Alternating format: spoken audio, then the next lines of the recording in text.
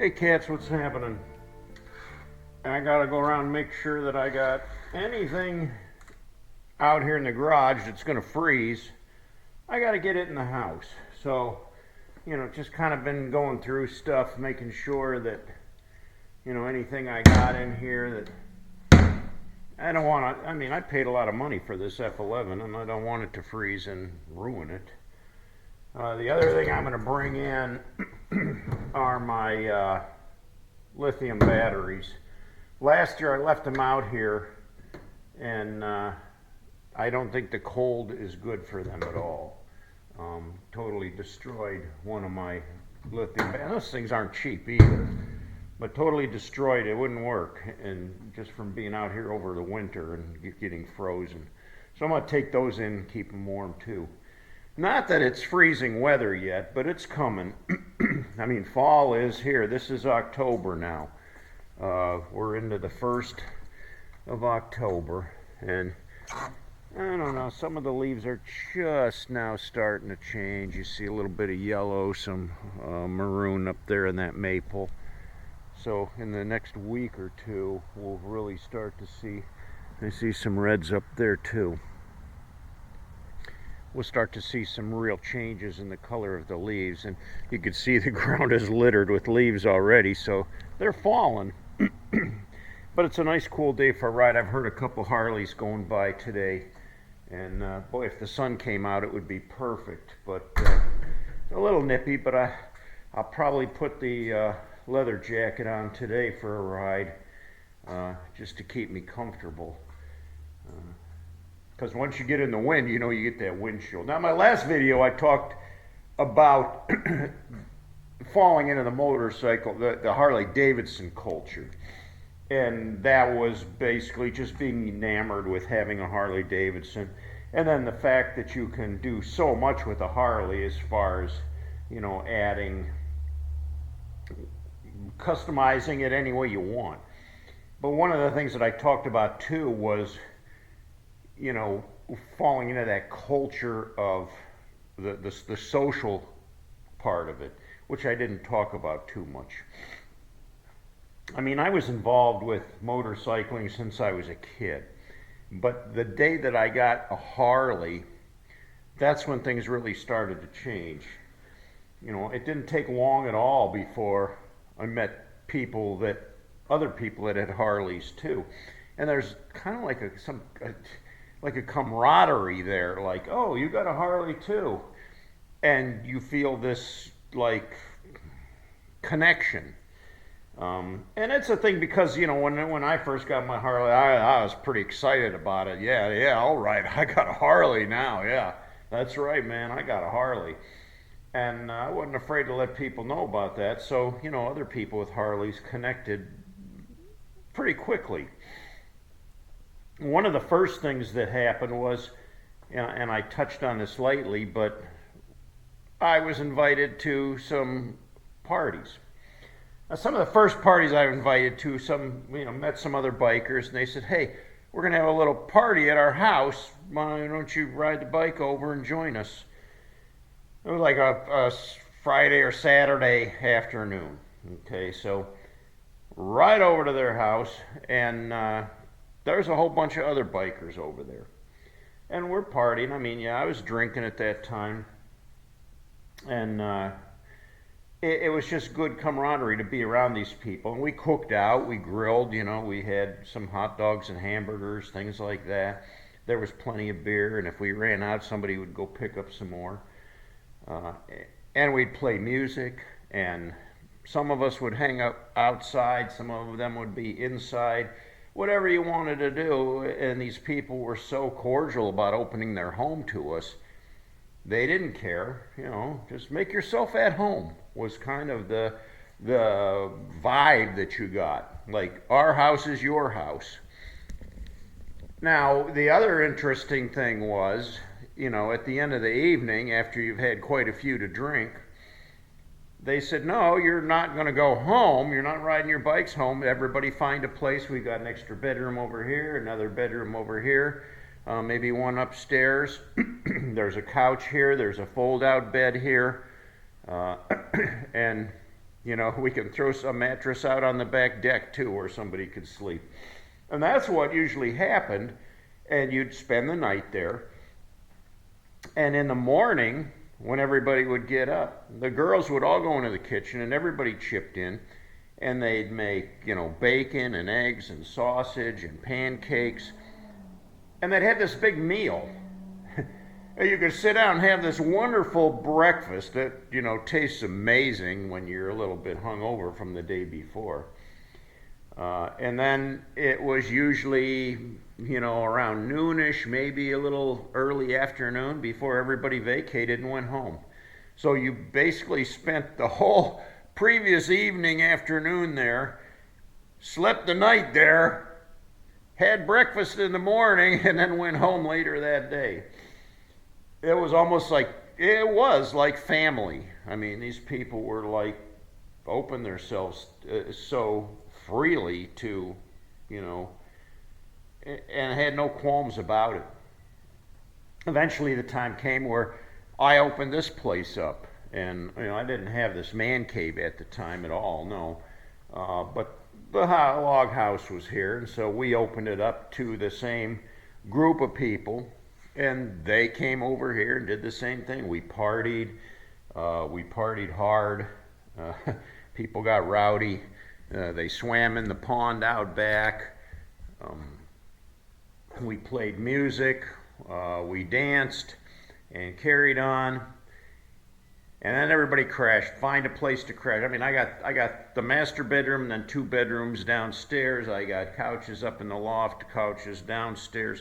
So everybody found a place to sleep. And like I said, some guys slept on the porch or the back deck. That's what they did. Got up in the morning. We did the same thing. We made a big breakfast for everybody. And sometime in the afternoon, you'd finally have the place back to yourself again.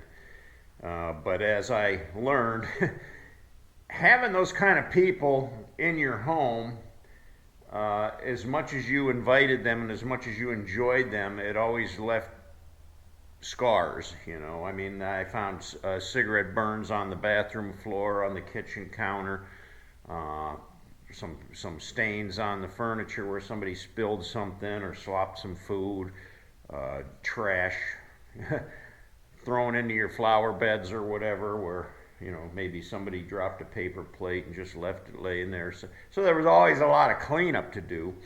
There was that guy that couldn't hit the toilet, you know, you'd find pee on the bathroom floor. So that came with the territory too, of, you know, having these parties. But it was expected, and although it wasn't like a 1% club formally, it was basically a club. And the same people doing the same things, going on rides together, traveling together. I mean, I went with these guys all halfway across the country and back too. So it was a club. And would I label them 1%? Most of them, no. Maybe 1 or 2 that you could have said were 1% bikers in this organization of people that we rode together. But we didn't wear patches or anything like that, other than what you put on your own jacket. There was no formal club patches, no rocker or anything like that we wore. But anyway, that was just the beginning for me, believe it or not, because from there I began to meet more people and more 1%ers and more club members, and began riding with club members and becoming more and more involved in those kind of activities. Now, I met a couple guys that I would say were very good friends of mine at the time, and definitely 1%. No doubt about that whatsoever. club members, big club members. But I considered them very close to me, very, very tight. I could confide in them with anything. I could trust them. It was the whole, love, respect, trust thing going on there, and you could feel it directly. And that sucked me in even deeper then, because I don't even know why I was led in that direction. I guess in my life it was kind of a rebellious type of a thing, to say that, these guys were my friends and that I was involved in that culture. I kind of carried it with pride. But, that eventually came with some issues. And it began to take me places where I thought, what am I doing? Why am I doing this? Where am I going with this? Because where it was taking me was one of two things. Either incarceration or I'd be dead. I mean, I'm serious. That's kind of where my life was headed at that point. And keeping the company that I was, that's where I was being led. So, lucky for me, some other things had been transpiring in my life that made some major changes. And I fell into a very, very deep, dark place. And I knew that there wasn't much hope for me in the track that I was following. At that point, I made a decision that I was going to change things around. Now, you've heard that term, when you're so dang low, there's only one way out. It all looks like it's up to me, when you're at the bottom of the barrel and the only way out is to climb back out of that barrel again. And my only hope was to pray to God to save me, to get me out of that rut. And I'm very thankful to this day to say that God released me from that life. I don't know how it all happened, but it just fell away like shedding skin. And I was made new again. A whole new life for me, where things turned around incredibly. I mean, if I would have continued on that same path, we wouldn't be standing in this man cave right now. I wouldn't have the blessings that I have today. So,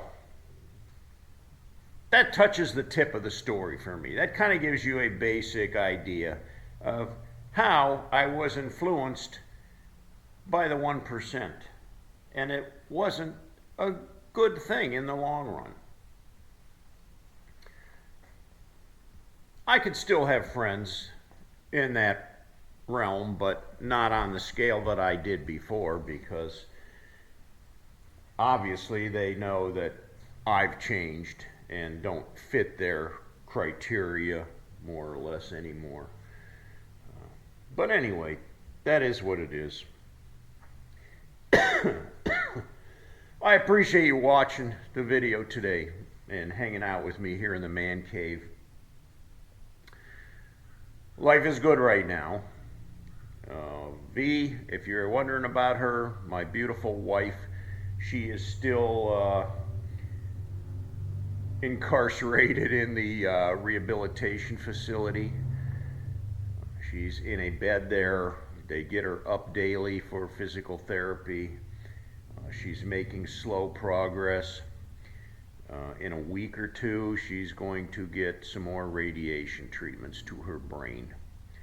And that could, sadly, knock her back and take her right back off of her feet again.